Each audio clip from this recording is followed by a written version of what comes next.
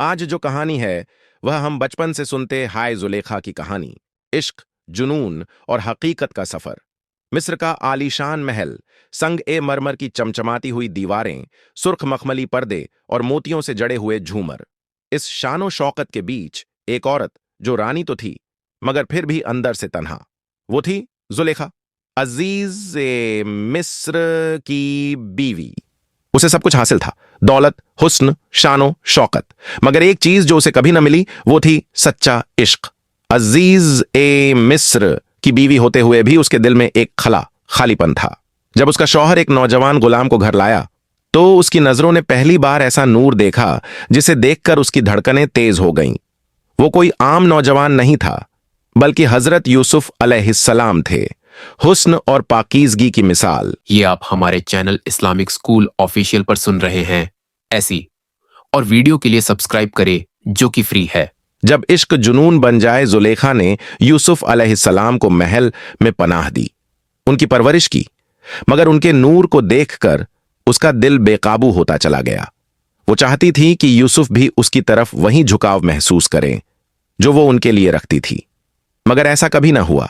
यूसुफ अलैहिस्सलाम उनसे हमेशा अदब से पेश आते, मगर उनकी नजरों में वही पाकीज़गी थी, वो मोहब्बत नहीं जिसे जुलेखा तलाश कर रही थी।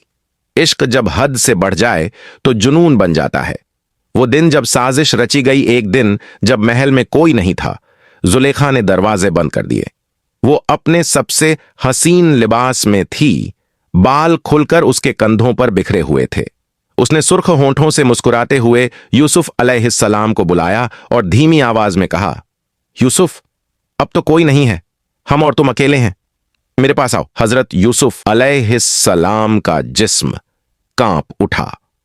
ये क्या हो रहा था? उनकी सांसें तेज हो गईं, मगर दिल से एक आवाज आई, अल्लाह देख रहा है।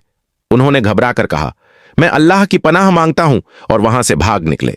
जुलेखा उनके पीछे दौड़ी और जैसे ही उन्होंने दरवाजा खोला, उसने उनका कुर्ता पकड़ लिया। कुर्ता पीछे से फट गया। ठीक उसी वक्त दरवाजे के सामने अजीज ए मिस्र खड़ा था। जुलेखा घबरा गई और अपनी इज्जत बचाने के लिए फौरन इल्जाम लगा दिया, यह गुलाम मुझ पर बुरी नीयत रखता है। मगर एक समझदार शख्स ने कहा, अगर कुर्ता आगे से फटा है तो यूसुफ कसूरवार है, मगर अगर पीछे से फटा है तो जुलेखा झूठ बोल रही है। जब कुर्ता देखा गया तो वो पीछे से फटा था। मिस्र की औरतों का इम्तिहान, ये अफसाना सिर्फ महल तक नहीं रुका, बल्कि मिस्र की औरतों में आग की तरह फैल गया। सबने जुलेखा का मजाक उड़ाया। एक वजीर की बीवी होकर भी एक गुलाम पर पैदा हो गई। जुलेखा को ये ताने बर्दाश्त नहीं हुए। उसने सबको महल में दावत दी। महल की सबसे हसीन और रसूखदार औरतें एक शानदार दावत में बैठीं। उनके सामने फल रखे गए और हाथों में चाकू दिए गए। जुलेखा ने इशारा किया और यूसुफ अलैहिस्सलाम कमरे में दाखिल हुए। जैसे ही उन्होंने देखा, हर औरत की आंखें फटी रह गईं। किसी ने ऐसा हुस्न पहले कभी नहीं देखा था। उनकी रोशन सूरत, उनकी पाकीज़गी, उनका तेज, सब कुछ ऐसा था जैसे कोई फरिश्ता उनके सामने खड़ा हो। वो इतनी हैरान हुई कि अपने हाथ काट बैठी और उन्हें एहसास तक नहीं हुआ। उन्होंने कहा, यह तो इंसान नहीं, कोई पाक फरिश्ता है।